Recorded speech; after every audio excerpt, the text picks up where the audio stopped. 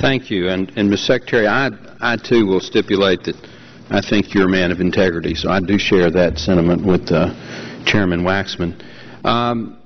He and Ms. DeGette just made a big deal of asking you about political influence, and you have stated under oath that there was no political influence and that you were not aware of any, and I believe that you believe that. Having said that, who at the White House or the Department of Energy, since there was no political influence, asked Solyndra to delay the announcement of plant closures and layoffs until after the election in November of 2010, since there was no political influence on this? Who made that request? Sure, I don't know. Learned about that. I think you do know that it was made, though, don't you? I just learned about it. So y'all don't operate in a total vacuum. I mean, you know who George Kaiser is, I'm sure. Yes, I know that he was a major investor in a venture capital firm that had a major stake in Solyndra. You knew that. And not at the time of the evaluation of the loan, not at the time of the restructuring. I know now what his connection, what his role has been. He was one of the equity investors. I believe that you're being truthful when you state that he never asked you about this particular loan program. I absolutely believe that. But it's the elephant in the room. Everybody and their dog at DOE knew who he was and knew what he was involved in, and we have on the record that he was in and around the White House at least 16 times in the time period that the Solyndra loan program was being reviewed after the Bush administration had said that it wasn't ready. I'm going to ask you a series of questions here, and I hope that you can answer them with a yes or no answer. Could we put up on the screen the Energy Policy Act, Section 1702? Mr. Secretary, I'm sure that you've read Section 1702 of the Energy Policy Act, Conditions, Part D, Subsection 3, regarding subordination, and it reads, item number 3, the obligation shall be subject to the condition that the obligation is not subordinate to any other financing. You've read that, right? Yes. Okay. Do you understand what the word shall means? Yes. Okay. I believe that the Solyndra loan restructuring program was in violation of this law because, and your department did not follow the plain language of the law, because the obligation shall not be subordinate to other financing. In fact, since you made the opposite decision, who did you consult with before you made that decision? The Department of Energy. The General Counsel. I believe that was about the origination of the loan, and under the conditions of the origination of the loan, so the General shall not subordinate to any other. The General Counsel would be Susan Richardson? No, this would be Scott Harris. Okay. Who is Susan Richardson? She works. She's a counsel who works in the loan program. And she works. Okay. I understand that she is the chief counsel of the loan program. Is that your understanding also? That is my understanding. Okay. Did she consult directly with you about the language of the law that we've just read? She consulted extensively with the General Counsel's office, with Scott Harris and others. There was an extensive discussion about that issue, and it was, again, when it was finally brought to me by the General Counsel, Scott Harris, it was their opinion that this did not violate the terms of the law. When did Mr. Harrison bring that to you? This was in a discussion as we were discussing whether we should subordinate or not, and it had to do with the restructuring. And so before we could even think of restructuring and subordination, we had to make sure that it was legal. What date was that? I don't remember the exact date, but it was. I don't want to cut you off, Mr. Secretary, but the reason the dates is important is that my understanding is the decision was made to subordinate before the memo accepting subordination was prepared. So there was a decision, and then after a decision made, at least I'm told this, decision was made to subordinate, but the action memo which authorized it wasn't signed until after the decision had been implemented. Is that true to your knowledge? No, I don't. I would not know that, but it certainly would not be the way we do business, the way we do things in the Department of Energy. One has to first decide whether what are the legal bounds. My time is just about to expire. Does the name, the law firm Morrison and Foster, mean anything to you? Yes. What are they?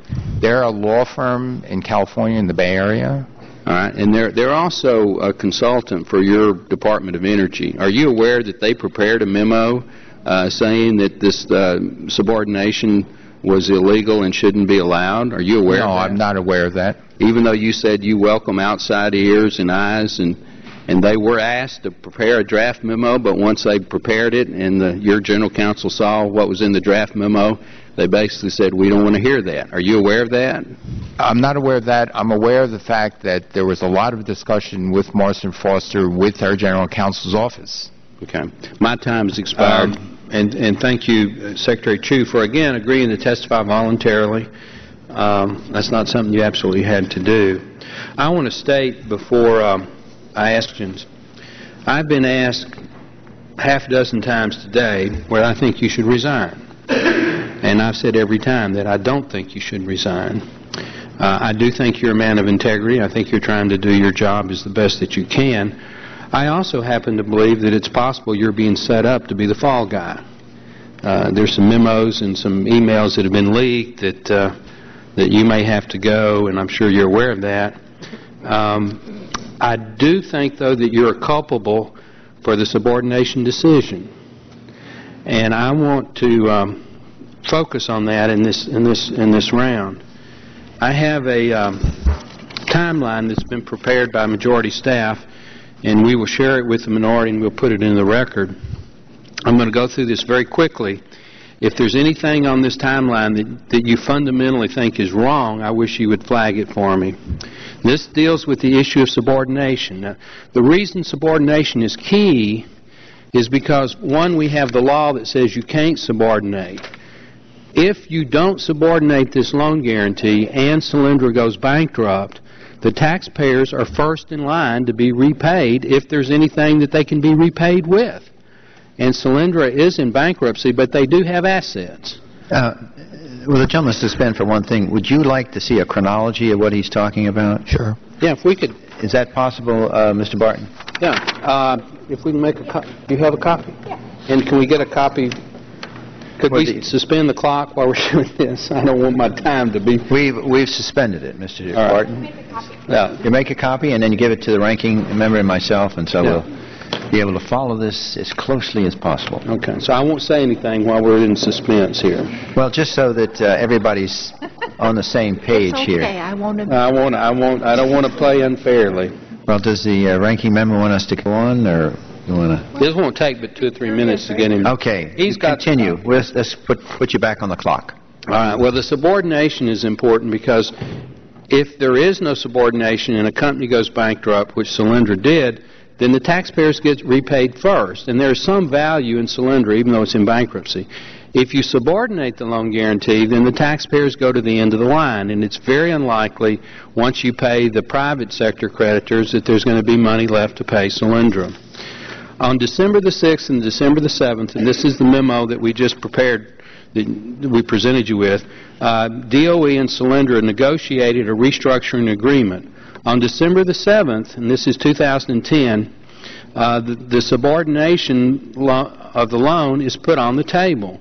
On December the 8th, there is an email from Susan Richardson, the chief counsel of the loan program at DOE, requesting a meeting as soon as possible to brief Scott Harrison, who is the DOE General Counsel, on a serious problem with Solyndra.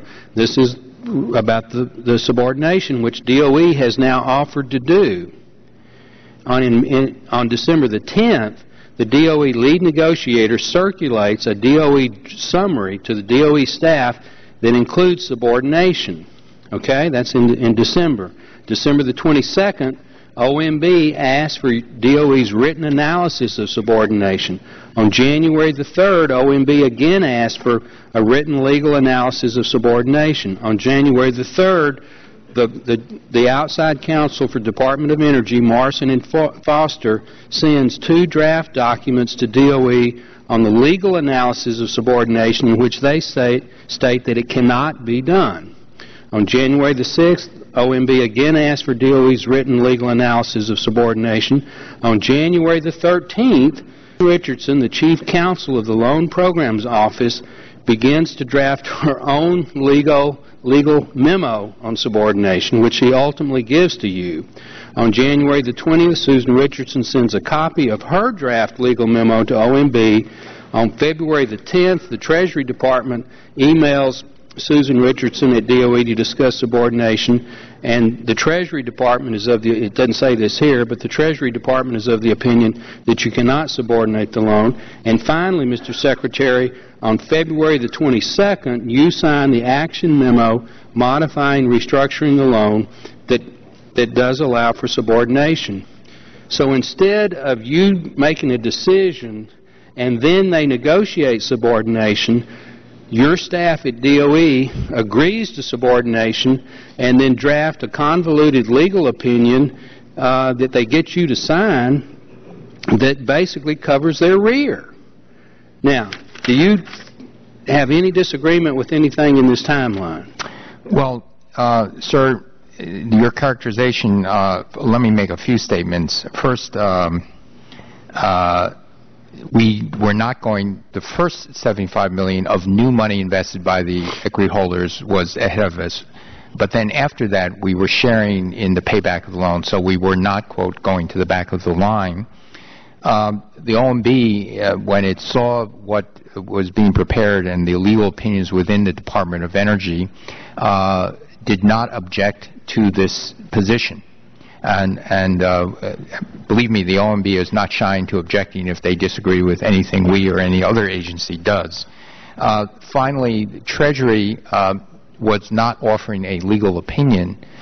They were suggesting that we could check with the Department of Justice, but as of under the statute, you check with the Department of Justice if the terms of the loan change, especially if they are decreased and the taxpayers, the terms of the agreement are changed. And so our general counsel and the counsel of the loan programs said that this was within the confines of the original agreement, therefore we need not go to the Department of Justice. Well, my time has expired, but last question. Knowing what you know now, if you were presented a document to subordinate the Solyndra loan, would you still agree to subordinate it? Well, I think what we would need to do, let's take a step back, and if... Mr. Secretary, I think that's a yes or no question. I'll let him answer it how he wants, but it's a straight-up Texas question. We stand by, I think we still agree from the General Counsel's office and the Loan Program Office that it was within the bounds of this. This would be a last-ditch thing. Again, should there be a loan that goes in trouble in the future, one wants to recover as much of the taxpayer money as possible. If you do pull a plug, and should there be a distressed situation and you do pull a plug, then you have to make the decision. If you go into bankruptcy, what assets can be recovered? If you go forward, with new capital, in order to weather the storm, should there be a situation like that. But the law clearly states you can't subordinate. Well, I think that's what Mr. Barton is saying. I think the law... I want to put into the record officially the timeline that I just gave. Okay, so ordered. Is that if there's no objection? But the law clearly states that we cannot subordinate at the time of origination of the loan. Time, the gentleman, has expired, but out of courtesy to the gentleman, you've indicated that the Secretary is culpable. Do you think, in your opinion, that the law was broken? If you're asking me the question, yes, sir, I think you... Okay, I think that's what I want to make clear, that question, I think that's what you're saying, is the law was broken. It was an illegal act. That's what you're saying. That's my opinion. And that's what I want to hear. That's my opinion. Well, that's what I want to hear.